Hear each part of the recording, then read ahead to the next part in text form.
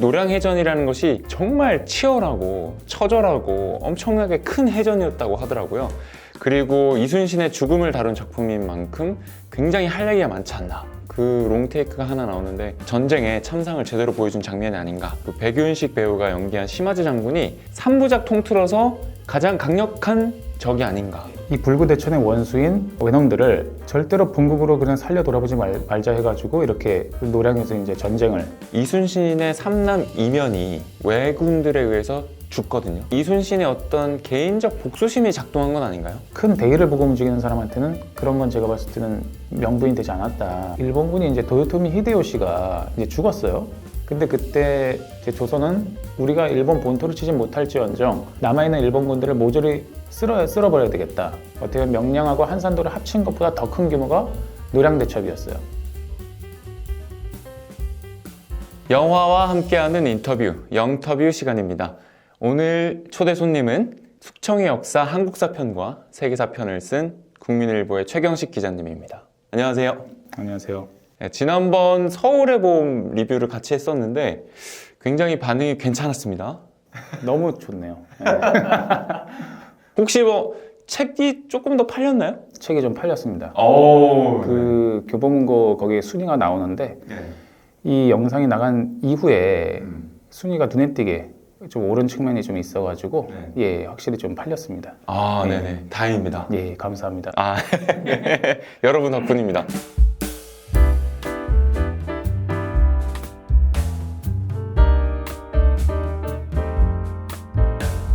오늘 함께 볼 영화는 지금 아주 많은 관객들이 찾고 계신 영화죠. 노량 죽음의 바다입니다. 김한민 감독의 이순신 3부작의 마지막 편이고요. 그리고 이 노량해전이라는 것이 정말 치열하고 처절하고 엄청나게 큰 해전이었다고 하더라고요. 그리고 이순신의 죽음을 다룬 작품인 만큼 굉장히 할 얘기가 많지 않나. 이런 생각이 듭니다. 저는 개봉일에 바로 보고 왔는데 역시나 이순신 장군이 나오니까 굉장히 한국 사람으로서는 정말 집중해서 볼 수밖에 없는 영화였다. 이런 생각이 들고요. 하지만 조금은 초반이 조금 지루할 수도 있겠다. 이런 생각이 들었고 엔딩 크레디트가 다 올라가고 나서 쿠키 영상이 있습니다. 쿠키 영상에서 조금 의외의 인물이 나와요. 그게 있다는 걸 알고 영화관에 가시면 좋을 것 같고요. 엔딩 크레디트가 다 올라간 다음에 쿠키 영상이 있습니다. 그리고 백병전이 벌어지거든요. 그 일본 그다음에 명, 조선의 이 배들이 뒤엉켜가지고 포로 싸우는 게 아니고 들로 붙어가지고 막 칼로 싸우고 막 총으로 싸우고 그다음에 활로 싸우고 정말 처절한 그런 백병전이 벌어지는데 그 롱테이크가 하나 나오는데 전쟁의 참상을 제대로 보여준 장면이 아닌가 이런 생각이 들었고 심하지 장군이 나와요. 그 백윤식 배우가 연기한 심하지 장군이 아마 3부작 통틀어서 가장 강력한 적이 아닌가 이런 생각이 듭니다. 아무래도 이제 3부작의 마무리다 보니까 가장 강력한 적이 등장을 하고 이 심하지 장군 같은 경우는 백윤식 배우가 워낙 목소리가 저음이시잖아요. 그래서 처음에 얼굴이 안 나오고 대사부터 딱 나오는데 이 무게감이 남다르더라고요. 네, 그래서 강력한 적이 있고 전쟁의 참상을 굉장히 잘 보여줬고 그 다음에 이 전투가 밤에 벌어집니다. 동이 트기 전까지 이제 굉장히 치열하게 밤에 벌어지는 전투이기 때문에 밤에 전투 상황을 연출하는 게 쉽지 않았을 텐데 그 점은 굉장히 박수를 드리고 싶습니다. 전체적으로 저는 뭐 볼만한 작품이다 이렇게 말씀을 드리고 싶고 다만 명량, 한산, 노량까지 이 이순신 장군이 등장하는 바다 위의 싸움이 3번 반복되다 보니까 어쩔 수 없이 기시감은 있더라고요. 그거는 좀 감안을 하고 보시면 재밌지 않을까 이런 생각이 들었습니다. 그래서 오늘 저희 같은 경우는 우리 최경식 기자님의 전문 분야인 역사를 깊이 있게 파봐야 되잖아요. 그래서 여러 가지 영화에 드러나지 않았던 영화를 이해하는 데 훨씬 도움이 되는 그런 역사적 사실 혹은 야사라고 할까요? 아니면은 어떤 상상력? 이런 것도 한번 다뤄보도록 하겠습니다. 먼저 요거는 조금 재미로 작가님께 그거 여쭤보고 싶더라고요. 이순신 3부작의 첫 번째 이순신이 최민식 배우였고 두 번째가 박해일 배우였고 이번에 마지막 이순신이 김윤석 배우인데 작가님이 보시기에 실제 이순신과 가장 이미지라든가 좀 이런 캐릭터가 비슷해 보이는 배우가 누군가요? 가장 비슷해 보이는 사람이라고 한다면 제가 봤을 때는 아마 그나마 김윤식 배우가 좀 더 비슷하지 않나 이런 생각을 하고 있습니다. 박해일 배우 같은 경우는 좀 많이 다른 것 같아요. 그러니까 물론 이렇게 막 선비적인 마인드도 있었지만 그 이순신 장군의 그런 생김새라든가 전반적인 성격을 봤을 때는 상당히 좀 거친 면도 있었고 그리고 또 생긴 게 그렇게 인자하게 생긴 건 아니었어요. 좀 약간 강하게 생겼단 말이에요. 네. 그런 걸로 봤을 때는 제가 봤을 때 박해일 배우는 절대 아니고 최민식 배우 혹은 김윤석 배우다. 맞습니다. 예, 거기에 더 가깝다. 그러니까 최민식, 김윤석 중에 골라주실 수는 없을까요? 예, 김윤석 배우가 저는 맞다고 봅니다. 아, 예, 그래요? 좀 비슷하다고 생각을 하고 있습니다. 예. 제가 예전에 그 인터넷에서 어떤 짤을 본 적이 있어요. 그러니까 이순신 장군은 실제로 이렇게 생겼었다 했는데 거의 도깨비인 거예요. 얼굴이 시뻘겋고 진짜 막 이목구비가 부리부리하고 눈도 막 엄청 크고 그래서 일본 그 왜군들이 진짜 무서워했다는 게 실감이 되더라고요. 그러니까 얼굴만 봐도 무섭더라고요. 실제로 약간 그렇게 생겼을 가능성이 큰 건가요? 그걸 기록에 기반해서 그렇게 이제 구현을 한 걸로 제가 알고 있는데 실제로 아까도 말씀드렸지만 인자하게 생긴 건 절대 아니고 우리가 평소에 알고 있던 그 이순신의 초상화가 있어요. 근데 그거는 상상도예요. 그건 상상도예요. 인자하게 잘생기게 나왔잖아요. 또 그건 상상도고 그리고 또 다른 예를 들면 정조대왕의 영정도 있는데 어진도 있는데 그것도 상상도예요. 그것도 이렇게 막 잘생기게 나오고 했는데 실제로 그림이 없어요. 그렇기 때문에 다 상상도고 저기 우리 광화문에 있는 그 동상 있잖아요. 이순신 장군 동상. 그것도 어떻게 보면 되게 좀 강한 무인 그리고 되게 좀 강하게 나와 있잖아요. 얼굴도. 그런 게 좀 더 가깝다. 기록에 따르면 그렇다는 거죠. 예. 근데 아쉽게도 이순신 장군의 실제 모습을 거의 똑같이 그린 그림은 남아있는 게 없군요. 그렇죠. 아마 있었어도 아마 불타지 않았을까. 조선 왕들의 어진들이 그렇게 불탄 것처럼 아마 남아 있었을 수도 있는데 아마 불타거나 소실됐을 가능성이 높다. 이렇게 생각을 하고 있습니다. 제가 가장 궁금했던 건 영화 보면서 이순신 장군이 남들은 다 끝났다고 하는 전쟁을 굳이 또 하려고 해요. 왜 그렇게까지 왜군을 끝까지 쫓아가서 끝까지 죽이고 싶어 했는가? 왜냐면은 이렇게 전쟁을 이어가면 어쨌든 우리 편도 죽는 거잖아요. 그럼에도 불구하고 우리 편의 희생을 감수하고서라도 왜 그렇게까지 왜군을 끝까지 섬멸하고자 했는가? 그게 너무 궁금하더라고요. 근데 사실 영화에서 설명이 좀 잘 안 돼요. 이렇게 생각하면 될 것 같아요. 약간 이제 우리나라가 이제 일본한테 침략을 당해서 상당히 이제 고통을 많이 겪었잖아요. 이제 고통을 많이 겪었는데 이거에 대한 복수를 좀 해야 되잖아요.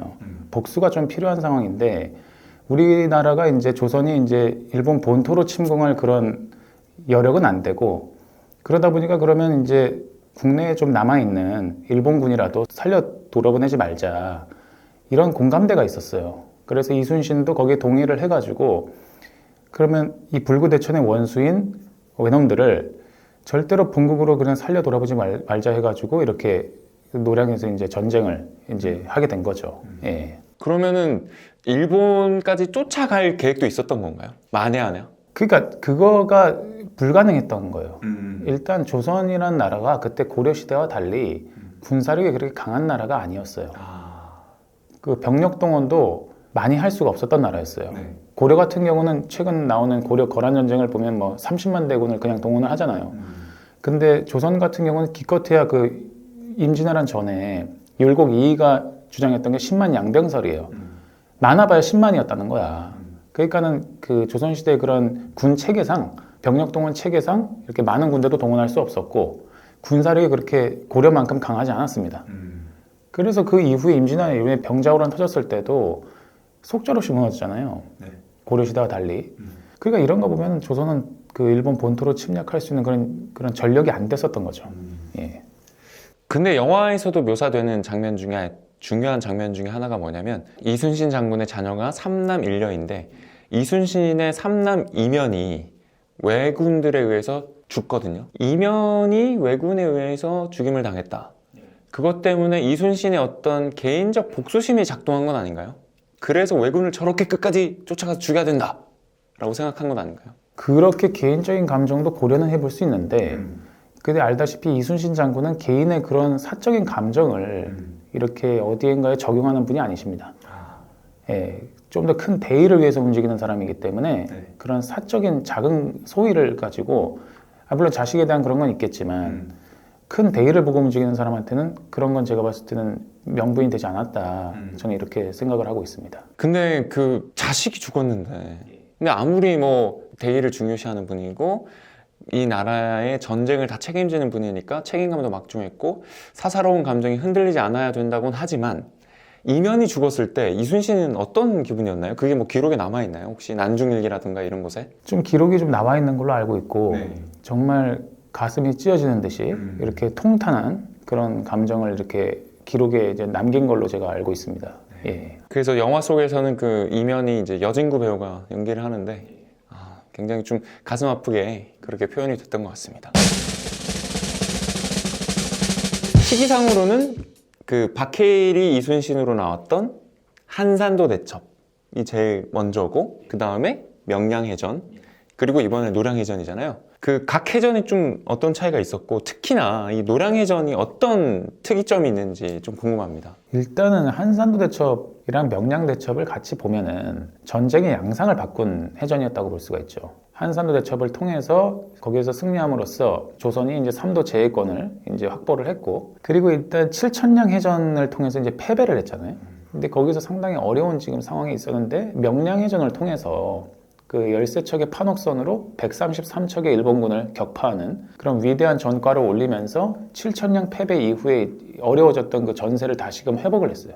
다시 역전을 했고, 어떻게 보면 그래서 전쟁의 양상을 이제 바꾼 전투가 바로 한산도 대첩하고 명량 대첩이라고 볼 수가 있는데, 그 노량해전 같은 경우는 약간 좀 이 앞선 전투와는 좀 다르게 전쟁의 양상을 바꾼 건 아니에요. 이제 퇴각하는 일본군을 이제 쫓아가서 이제 끝장을 내보려고 했던 조선의 자존심을 위해서 그랬던 전투였기 때문에 약간 성격은 좀 다르지만, 근데 노량 대첩이 앞서 얘기했던 명량 대첩이나 한산도 대첩보다 훨씬 더 큰 규모였다는 거죠. 어떻게 보면 명량하고 한산도를 합친 것보다 더 큰 규모가 노량 대첩이었어요. 그래서 어떻게 보면 당시 세계 최대의 해전, 그렇게 평가를 할 수가 있습니다. 그 노량해전이 발생하게 된 배경이 궁금합니다. 일단은 그때 그 일본군이 이제 도요토미 히데요시가 이제 죽었어요. 이제 최고 수장이 죽다 보니까 그 일본에서 어떤 얘기가 왔냐면, 그 조선에 있는 이제 일본군들을 본국으로 이제 돌아오게 해라, 돌아와라, 이렇게 얘기를 하니까 이제 다들 돌아가야 되잖아요.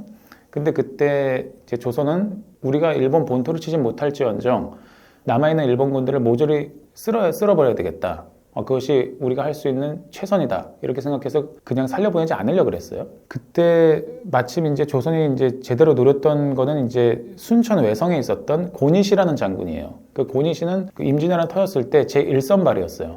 제1선발이었고, 뭐 부산 동래성, 탄금대, 그리고 서울을 가장 먼저 장악을 했었고, 뭐 여러 가지 전투에서 우리한테 큰 엿을 날렸던 그런 장수였거든요. 상징성이 상당한 장수였기 때문에 얘만큼은 반드시 잡아야 된다 이제 했었던 거죠. 근데 고니시가 어쨌든 살아 돌아가야 되고, 그 도요토미 히데요시의 아들인 도요토미 히데요리를 약간 자기가 보필해야 된다는 사명감이 있었기 때문에 반드시 돌아가야 된다 해가지고 노력을 했는데, 어떻게 했냐면 이 사람이 이제 처음에 그 명나라 장수 때 유정이라는 장수가 있는데, 유정한테 나 좀 돌아갈 수 있게 해달라. 대신 내가 당신한테 이 순천 외성을 그대로 갖다 바치고 전리품도 취할 수 있게 해주겠다.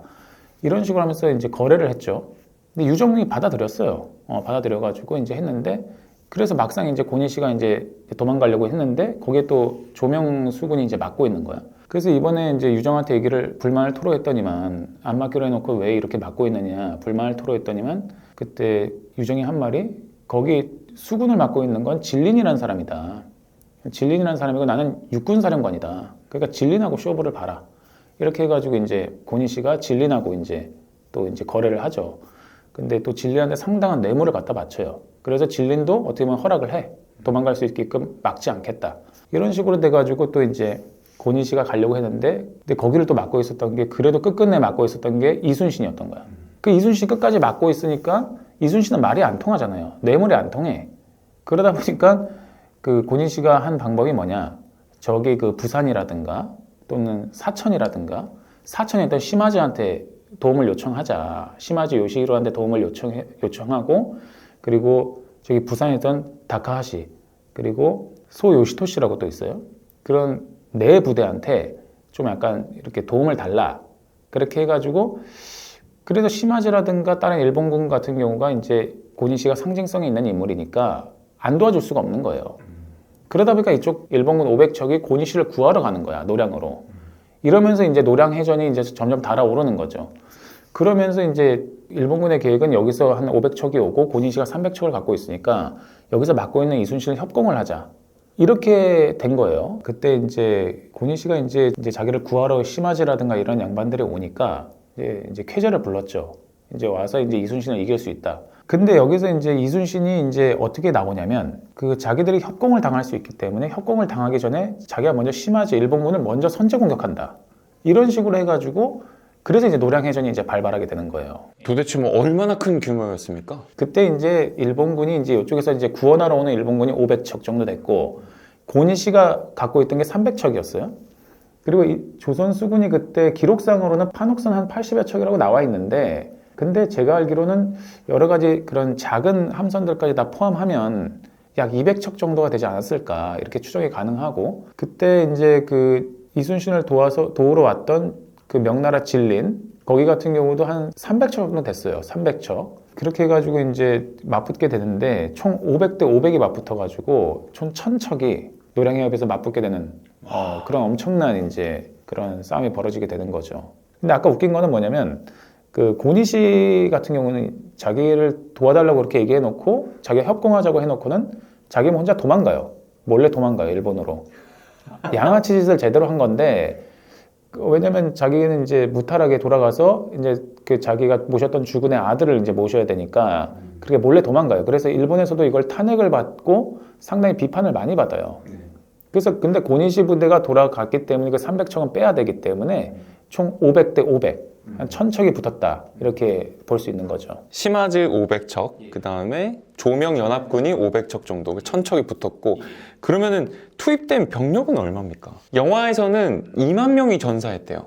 그날 밤에만. 다 합쳐서. 네. 아마 제가 알기로는 그때 한 총 합치면 10만 명이 싸우지 않았을까. 예, 그러니까 일본 다 합쳐서. 예. 양쪽 다 합쳐서죠. 조명연합군과 왜군을 다 합쳐서 10만 명. 10만 명 가까이 싸우지 않았을까. 그렇게 보고 있는 거죠. 네. 예. 그러니까 배 한 척에 한 100명은 타니까. 그래서 그 전투의 양상을 좀 더 얘기를 해볼까요? 네. 이게 노량 해협으로 이제 딱 왔어요. 일본군이. 그 500척의 구원군이. 협소한 장소를 일본은 지나가야 돼요. 반드시 지나가야지 안 그러면 여기서 이제 판옥선한테 이제 괴멸당할 수 있으니까. 근데 이순신은 거기서 막으려고 했었던 건데 그 판옥선으로 이제 한포 사격을 했는데 그 해협에서 좁은 해협에서 근데 워낙 기동성이 빠르다 보니까 판옥선이 뒤로 밀렸어요. 그래가지고 이제 밀려가 좀 넓은 지역으로 좀 나와서 이제 전투를 치르게 되는데 어쨌든 그때 일본군이 노렸던 건 뭐냐면 명나라가 구멍이다. 어쨌든 그 당시 조선 수군은 워낙 강력한 수군이었기 때문에 그때 일본군도 알고 있어가지고 명나라 수군 진린 쪽을 노렸어요. 그때 이제 명나라에 또 누가 있었냐면 진린 외에 등자룡이라는 인물이 있는데 이 등자룡이 누구냐면 나중에 이제 중국 주석이 되는 등소평의 조상이에요. 예, 등소평의 조상인데 이 등자룡이 약간 좀 제대로 대처를 못했어요. 워낙 일본이 기동성 있게 빠르게 다가오는데 제대로 대처도 못하고 또 한포 오발 사고가 터졌네. 이걸 잘 다루질 못하니까. 그러다 보니까 이제 완전 둘러싸여가지고 일본군이 거기 판옥선, 등자룡이 타고 있던 판옥선으로 기어 올라오고 그러면 등자룡이 전사를 해요. 전사를 하고 진린도 위험한 상황에 처했어요. 그래가지고 이순신이 그래도 우정으로 이렇게 딱 함께 해준 진린을 구원하지 않으면 안 된다 그래가지고 진린을 또 구원하러 가요. 근데 뭐 이순신 수군은 워낙 잘 싸우니까 진린도 구원하고 일본군도 다시 이제 난처한 상황에 빠뜨리는데 마침 또 북서풍이 불어주네. 바람이. 또 이순신이 또 그런 걸 기가 막히게 잘 본다 그랬잖아요, 제가. 그렇게 바람이 또 좋은 영향을 받아가지고 전세를 완전히 이제 우리 쪽으로 유리하게 만들죠. 그렇게 하다 보니까 일본군이 이제 도망가야 되겠다. 이제 남해를 쭉 따라가지고 일본으로 이제 도망가야 되겠다. 이래가지고 이제 도망가요. 도망가는데 얘들이 어디로 코너에 몰려버리냐면 그 관음포라는 데가 있었어. 관음포라는 데에 거기가 이제 도망가는 그 지역인 줄 알고 갔는데 거기가 완전 막혀 있었던 거예요. 하나의 섬인데 거기에 이제 코너에 완전히 몰려버린 거야. 이도저도 못하는 진퇴양난의 그런 상황에 빠지게 된 거죠. 그래서 이제 이순신 같은 경우는 이제 거기서 이제 코너에 몰았으니 마지막으로 이제 두들겨 패야 되겠다. 여기서 완전히 끝장을 봐야 되겠다. 이제 저로의 찬스가 온 거죠. 이제 불구대천의 원수들을 이제 여기서 한꺼번에 몰살시킬 수 있는 그런 기회가 이제 찾아와가지고 열심히 이제 북을 치면서 진격을 해요. 근데 북을 치면서 진격을 하는데 쥐도 코너에 몰리면 고양이를 문다 그러잖아요. 근데 거기서 이제 살기 위해서 여러 발의 조총이 발사가 됐어요. 조총이 엄청나게 발사가 됐어요. 거기서 그 조총에 이순신이 맞아요. 그 조총에 이순신이 맞아가지고 거기서 쓰러지는 거예요.